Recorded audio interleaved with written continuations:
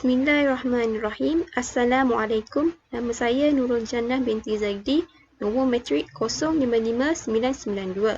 Saya akan membentangkan tokoh yang dipilih iaitu Maharaja Aurangzeb. Latar belakang, nama yang diberikan ialah Muhyiddin Muhammad Aurangzeb Bahadur Alamgir I.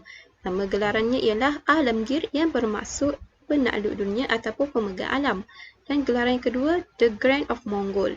Baginda lahir pada 3 November tahun 1618 dan wafat pada 3 Mac tahun 1707. Maharaja Aurangzeb ni merupakan putera kepada Shah Jahan dan juga Mumtaz Mahal dan merupakan sultan yang keenam bagi Empayar Mughal. Maharaja Aurangzeb juga sultan Mughal kedua yang memerintah pada lama selepas moyangnya iaitu Maharaja Akbar. Maharaja Aurangzeb ni arif dalam ilmu kalam dan juga ilmu Al-Quran. Dapat dilihat Maharaja Aurangzeb ni sangat tegas perwatakannya, terutama berkaitan dengan agama Islam. Contoh yang dapat dilihat ialah baginda pernah melarang kanak-kanak yang beragama Islam ni belajar di anjung-anjung di kuil Hindu kerana khawatir akan dipengaruhi dengan agama Hindu tersebut. Langkah yang diambil oleh Maharaja Aurangzeb dalam menjadikan India sebuah negara Islam yang berkefahaman sekular kepada negara Islam berkefahaman Sunni ataupun Ahli Sunnah wal Jamaah. Antara langkah yang diambil oleh Maharaja Aurangzeb yang pertama ialah tidak memberi taraf dan juga hak politik serta pentadbiran kepada orang bukan Islam. Ketika pemerintahan Maharaja Akbar, baginda telah menyamaratakan orang Hindu dan juga Islam dalam politik dan juga pentadbiran.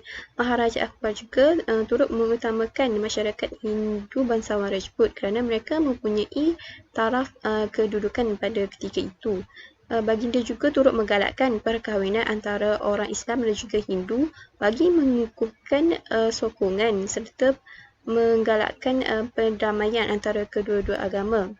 Maharaja Akbar juga mengharamkan amalan poligami serta melarang masyarakat India pada ketika itu untuk makan daging lembu kerana itu adalah lambang kesucian agama Hindu. Hal ini telah mendapat sokongan masyarakat Hindu pada ketika itu dan menyokong kedudukan Maharaja Akbar sebagai pemerintah. Maharaja Aurangzeb ini telah mengenakan sekatan peraturan dalam perlatikan pegawai kerajaan ketika pemerintahan baginda. Yang kedua, Maharaja Aurangzeb ini telah memperkenalkan semula cukai jizyah.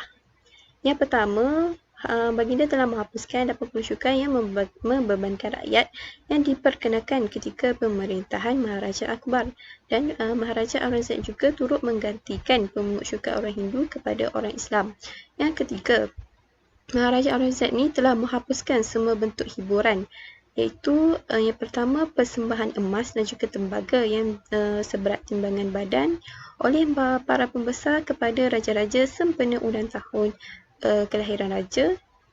Dan yang kedua, wanita penari dayang diberhentikan dan diberi 3 pilihan, iaitu digalakkan untuk berkahwin, yang kedua dikembalikan ke tempat asal, atau yang ketiga meninggalkan wilayah di kawasan jajahan Mongol.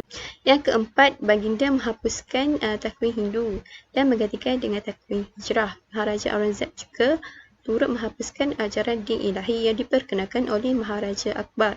Ajaran din ilahi ini telah menghimpunkan semua agama-agama yang ada di India, iaitu Kristian, Hindu, Sikh dan juga Islam dalam satu ajaran yang dipanggil din ilahi. Sumbangan Maharaja Aurangzeb. Yang pertama, dasar perluasan kuasa. Maharaja Aurangzeb telah menghentikan penindasan yang dilakukan oleh raja-raja Hindu dengan memperluaskan tanah jajahan Empayar Mughal ketika pemerintahan baginda. Kerana raja-raja Hindu ini telah mengenakan cukai yang tinggi serta turut gunakan tenaga rakyat hanya untuk tujuan peribadi semata-mata. Dan yang kedua, menjadikan Al-Quran dan juga hadis sebagai asas perundangan negara.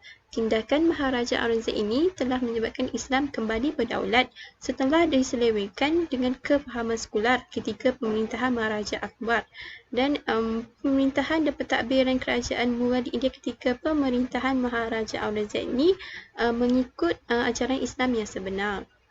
Dan yang ketiga, menghidupkan amalan syura dalam pemerintahan Islam India. Tindakan ini telah memuaskan hati semua pihak kerana idea dan cadangan semua penduduk ataupun semua rakyat didengarkan dan dijadikan rujukan untuk melakukan sesuatu keputusan.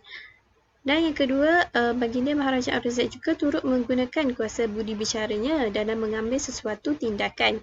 Yang ketiga ialah menghapuskan peraturan istana yang bertentangan dengan Islam, seperti amalan darshan, iaitu raja wajib ataupun perlu menunjukkan muka pada waktu pagi kepada rakyat jelata. Yang kelima, menegakkan sistem sosial Islam di India. Maharaja Aurangzeb ni telah mengharamkan penjualan arak dan juga amalan judi di India.